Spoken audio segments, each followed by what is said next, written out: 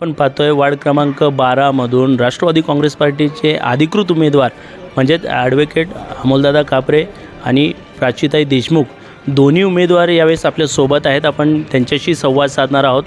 दादा, पहिला प्रश्न आपल्याला असेल, आगामी होणाऱ्या नगरपरिषदेच्या निवडणुकीमध्ये कोणते मुद्दे असणार आहेत ज्यावरती आपण होणाऱ्या नगरपरिषदेच्या निवडणुकीला सामोरे जाणार आहे, काय सांगाल? मुख्यत्वे आपण जर पाहिलं तर तुकाई दर्शनचा पिण्याच्या पाण्याचा प्रश्न महत्त्वाचा आहे. मुबलक पाणी व दररोज पाणी यासाठी आम्ही प्रयत्नशील आहोत. दररोज 1 तास पिण्याचं पाणी मिळलं पाहिजे अशी आमची अपेक्षा आहे, माफक अपेक्षा आहे. टोकाई टेकडीवरती पिण्याच्या पाण्याची टाकी आहे, त्यातून बगलेला टाकी आहे, परंतु पिण्यासाठी मुबलक पाणी मिळलं जात नाही. यासाठी आम्ही काम करणार आहोत. दादा, या भागामध्ये आज आम्ही फिरत असताना जनतेची जनमत घेत असताना आम्हाला वारंवार जनतेकडनं माहिती मिळते की या भागामध्ये काही कामं झालेली आहेत तर काही कामं विकासाची राहिलेली आहेत. मग झालेली विकास कामं कोणती आहे आणि पुढं चालून विकास कामं कोणती आपण करणार आहात त्याबद्दल काय सांगा?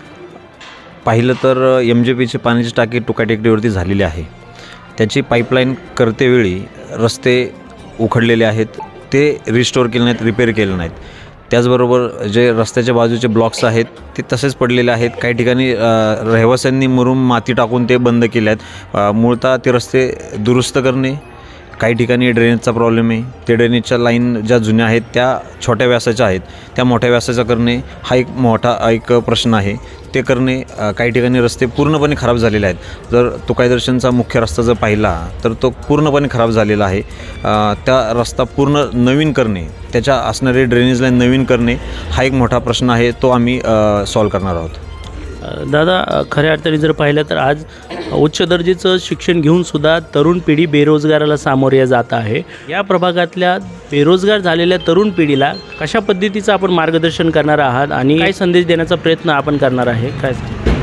मुळातच तुकाई दर्शन हा उच्चभ्रू आणि सुशिक्षित लोकांचा एक संघ आहे. येथे राहणारा जो नागरिक आहे त्याची दोन्ही मुलं हायर क्वालिफाईड आहेत. प्रत्येकजण नोकरी निमित्तानं बाहेरगावी असतो. काहीजण पुण्यामध्ये, काहीजण फुरसंगी समोर स्पिन सिटी आहे तिथं जॉब करत आहेत, काही हिंजवडी किंवा काही खर्डी भागात काम करत आहेत. मुख्यत्वे आम्ही असं सांगू इच्छितो, जर नोकरीच्या निमित्तानं नोकरी मिळत नसेल तर तरुणांनी व्यवसायाकडे वळलं पाहिजे. त्याचबरोबर जी नोकरी मिळेल स्टार्टला ती नोकरी करावी. त्यानंतर कोणत्याही काम करत असाल तर स्टार्टला ते छोटं काम असतं, नंतर त्यातून ग्रोथ होत असते. तर आम्ही एवढंच सांगेल की जर नोकरीकडे जात असाल तर नोकरी करत असताना काही अडीअडचणी येतात, त्या सुरुवातीच्या असतात, नंतरच्या त्या अडीअडचणी दूर होतात. व्यवसायाकडे वळलं पाहिजे. त्याचबरोबर आपल्यासोबत प्राचीताई देशमुख आहेत, आपण त्यांच्याशी देखील संवाद साधणार आहोत. ताई, होणाऱ्या नगरपरिषदेच्या निवडणुकीमध्ये वार्ड क्रमांक 12मधून राष्ट्रवादी काँग्रेस पार्टीच्या अधिकृत उमेदवार म्हणून आपण जनतेच्या सेवेसाठी सामोरे जात आहात. तुम्हाला काय वाटते, जनता या भागातली तुम्हाला स्वीकार करेल? नक्कीच करेल, कारण की गेले 4 ते 5 वर्ष मी या तुकाई दर्शन भागामध्ये काम करते आहे. जनतेचे प्रश्न मला माहिती आहेत, महिलांचे प्रश्न मला माहिती आहेत आणि आत्ता येत्या निवडणुकीच्या कालावधीत जनतेचा जो उत्साह मी पाहते आहे, तर नक्कीच मला वाटतं आहे जनता खंबीरपणे माझ्या पाठीशी उभा राहील.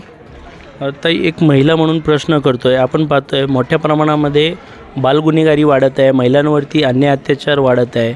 मग वाढत्या अन्याय अत्याचाराला आणि महिला सशक्तीकरणासाठी ठोस पावलं आपण काय उचलणार आहात त्याबद्दल कसं? नक्कीच माझा जो हा प्रभाग आहे 12 नंबर प्रभाग, त्यामध्ये मी CCTVचं प्रमाण जास्तीत जास्त वाढवेल की जेणेकरून गुन्हेगारीचं प्रमाण थोडं कमी करता येईल. त्यानंतर रात्रीचं पोलीस पेट्रोलियम वाढवेल. माझं जे महिलांशी जास्तीत जास्त संपर्क मी कितपत जास्त करता येईल की त्यांच्या समस्या माझ्यापर्यंत मांडू शकतील, ह्याचा प्रयत्न मी नक्कीच करेल. ताई, आणखीन एक प्रश्न आहे, निवडून आल्यानंतर पहिल्या 100 दिवसामध्ये काय आपण जनतेच्या सेवेसाठी उपाययोजना करणार आहात त्याबद्दल काय? निवडून आल्यानंतर माझी सुरुवातच असेल की महिलांना जो पाण्याचा प्रश्न आहे आत्ता जरा सुरळीत झालेलं आहे, पण अजून कसं ते जास्त सुरळीत होईल. 3 दिवस पाणी येतं आहे तर ते 4-5 दिवस कसं येईल, त्याचं टायमिंग कसं रुटीनमध्ये बसेल, तो माझा नक्कीच प्रयत्न असेल. जे रोडला जे खड्डे पडलेले आहेत ते भरण्यासाठी मी प्रयत्न करेल. नवीन रस्ते तर लगेच नाही होऊ शकत, पण त्याचं रिपेअरिंग मी कितपत करेल ते नक्कीच मी करेल.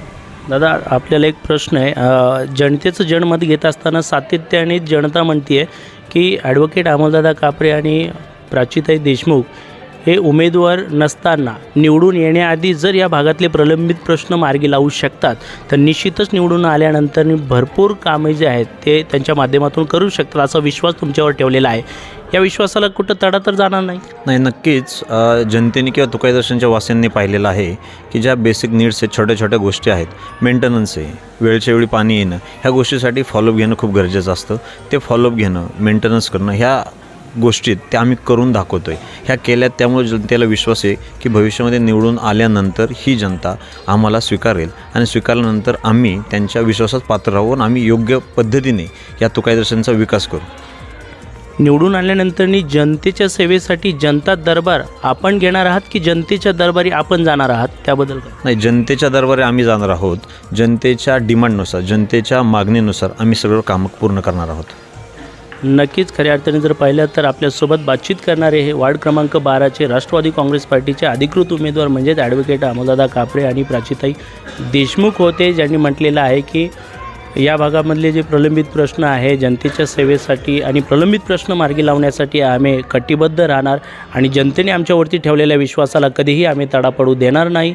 जनतेची सेवा हीच ईश्वरची सेवा अशी आम्ही मनामध्ये संकल्पना घेऊन होणाऱ्या नगरपरिषदेच्या निवडणुकीमध्ये आम्ही थांबलेलो आहे आणि निश्चितच येणाऱ्या नगरपरिषदेच्या निवडणुकीमध्ये जनता आमच्या पाठीशी मतरूपी आशीर्वाद देऊन आम्हाला जाहीर पाठिंबा देईल आणि आम्हाला भरपूर बहुमताने विजय करून देईल असा विश्वास या ठिकाणी आपल्या चॅनलच्या माध्यमातून दोन्ही उमेदवारांनी ठेवलेला आहे आणि आपल्या चॅनलच्या माध्यमातून दोन्ही उमेदवारांनी प्रतिक्रिया देखील दिलेल्या आहेत. कॅमेरामन अजय सूर्यवंशीसह मी मनीष कांबळे.